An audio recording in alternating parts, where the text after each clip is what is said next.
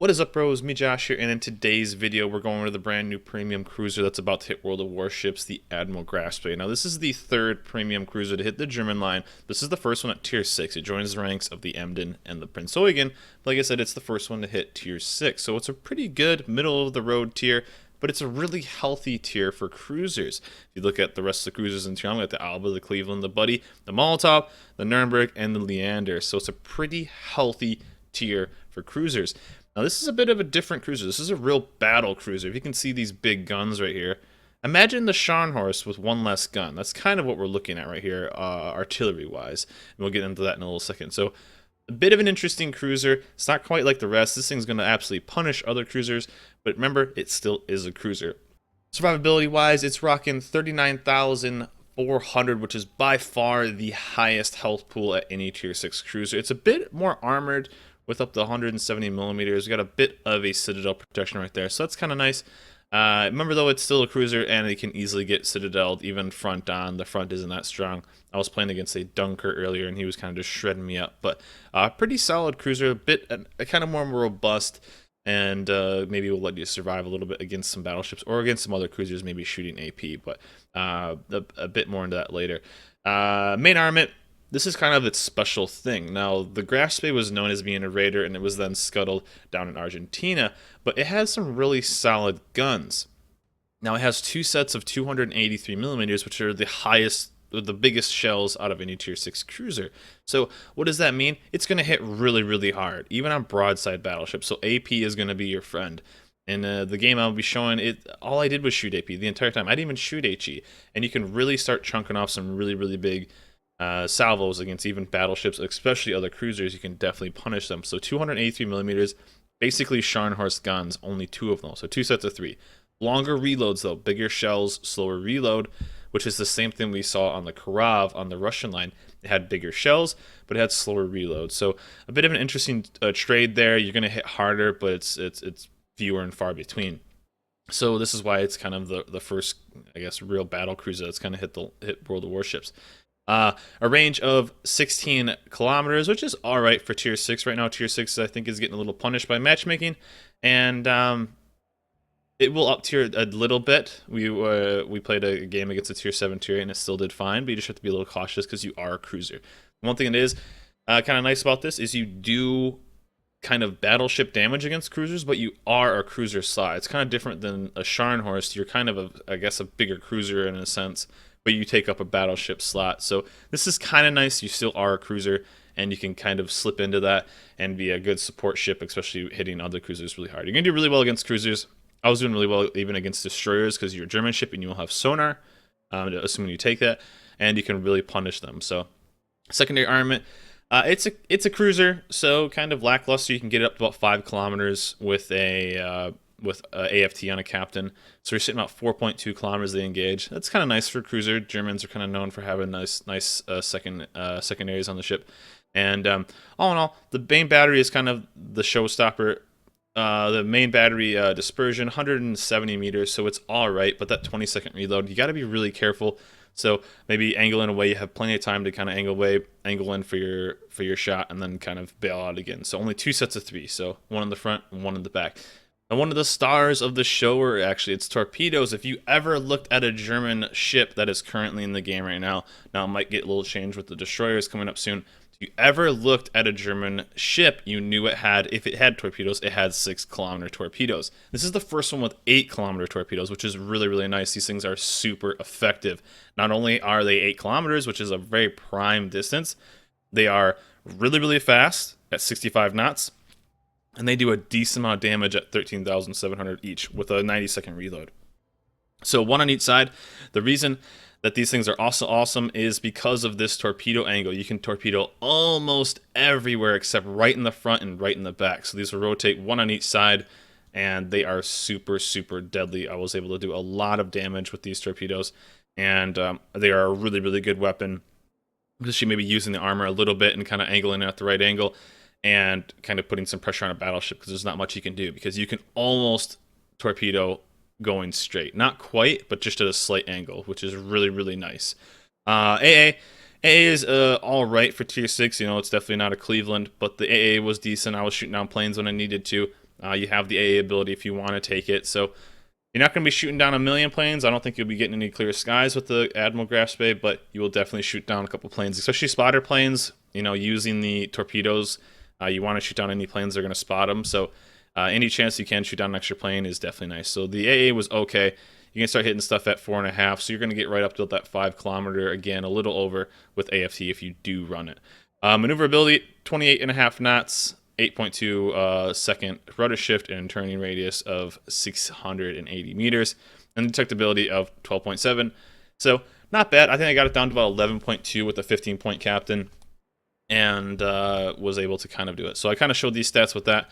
Now, since it is a premium ship, you can switch in any captain you want, which is really nice. And then this one, I would throw in a 15-point stealth captain. This is actually a 16-point. So on the first row, you could pick whatever you think is best, basic firing training or basic survivability. Now, you are a cruiser. You're going to have a decent reload on your repairs. So basic survivability isn't as strong as you would say is a battleship. But you do have a basic survivability and basic firing training. So whatever you think is best there, personal preference. Then I would take extra marksmanship, get those guns turning as fast as possible. I would then take vigilance. You can maybe hunt down some more ships and avoid torpedoes. Also, you could take superintendent, get some extra charges out of everything, which would be kind of nice. But I like vigilance right there, especially for this tier. A lot of sneaky destroyers. Since you're going to be shooting so much AP, I doubt you're going to really need demo expert. So I would go with AFT, and then I would go concealment expert as the last one. So that's what I would run as a captain. Now, modules, I would run all the premiums if you can afford it. If you can't, I would definitely at least run the damage control party 1 and maybe the extra heal. Just getting an extra charge is definitely nice, and it's nice to have a cruiser with a heal, especially at tier 6. Upgrades, I would run main armament mod 1, helping with the main battery, keeping them alive. That's your main weapon, as well as torpedo tubes. 2, aiming system mod 1, helping with dispersion on main battery. Anything kind of helps, especially with torpedo tubes again. Propulsion, Germans are kind of known for losing their propulsion, especially the cruisers. The Citadel tends to be a bit farther in the back compared to other cruisers, so any bit that will help not lose your propulsion is definitely nice. And then steering gears, since you're kind of a more robust ship for tier 6, it might not be as agile as everything else. So that was what I would run. So when playing this ship, what are you going to be doing? You're kind of going to be following the normal patterns of playing a cruiser. You know, focus on destroyers if you can. I was able to put some really good hits into a destroyer. And 2, absolutely punish cruisers sailing broadside. You can do a massive amount of damage, even cruisers that are kind of angled in. You have big guns. Use them and abuse them. But be aware that if you do shoot, you're not going to do too much. You're going to lose a lot of 1v1s in this ship. So the upside of this ship is it hits really hard. Downside of the ship, it doesn't hit very often. You're kind of a battleship in this sense. You're a battleship that doesn't have battleship armor. You know, the Scharnhorst is kind of a battleship, kind of, but it has battleship armor, has that turtleback armor still, so you can brawl. This is a cruiser, so you have to be really, really careful. So I treated it kind of as a sniper. You're definitely not going to be a front running gun. You know, if you go into a Cleveland, I think you're probably going to lose that fight. If you go against a buddy 1v1 or a Molotov or something that can just shoot fast in HE, you're probably going to lose that fight. Why? Because you're just going to lose the damage per second fight. That's just how it is. That's just the life of this kind of ship. But what are you really good at? You're really good at opportunistic strikes. So getting a cruiser that's broadside, getting a battleship that's broadside, getting a DD that's not really paying attention or something like that. You know, getting a DD that's sitting in smoke. You have 8-kilometer torps. You can get relatively close. You can push them with sonar. So this is going to be a very opportunistic ship. Now, that's another downside. So that means the ship won't be won't be for everybody. Because why did I do so much damage? I was able to do so much damage because nothing really contested me. If things would have focused me, I would have got wrecked. So this thing will up tier okay. I think if it's top tier, it'll do pretty solid because you will just punish other cruisers. But something you really need to be careful about is extending yourself too far, because you can you can absolutely punish a cruiser that is broadside or even a battleship and put torps into them or something like that. But every time you shoot, there's going to be an awkward 20 seconds where you can't do anything. So really got to pick your fights. So that's why it might not be the ship for everybody. Is it the best premium ship to buy? I don't think so. There's other ships, like even at tier 6, I think the Molotov is going to be better in the long run than this ship. It just can pump out consistently more damage. Now, this is a German ship. It's going to be based around more AP than really anything. I really didn't even dive too much into the HE because the AP is kind of the showstopper of this line.